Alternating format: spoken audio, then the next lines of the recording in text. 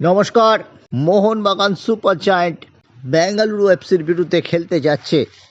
রবসনকে খুব সম্ভবত নিয়ে যাওয়া হচ্ছে না। রবসন ছাড়াই এই ম্যাচটি খেলবে।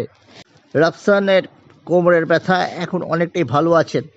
গত দুদিন প্র্যাকটিসে দেখা যাচ্ছে কখনো তিনি মেন টিমের সাথে অনুশীলন করছেন, কখনো আবার রিহ্যাব করছেন ফিজিওর তত্ত্বাবধানে।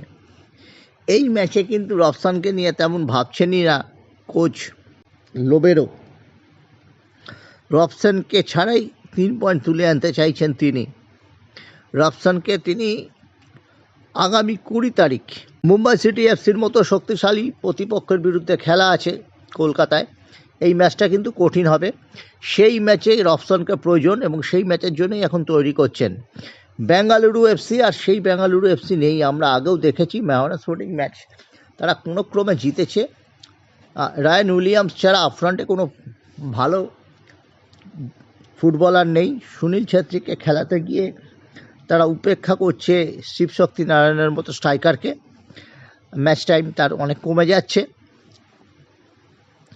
সুনীল ছেত্রীকে যত খেলাবেন বেঙ্গালুরু এফসি ততই কিন্তু তাদের জয়ের সম্ভাবনা কমবে।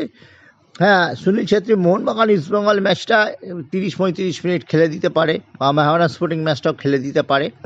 আর তিনি জানেন যে বড় ম্যাচে তার দিকে একটা নজর থাকবে।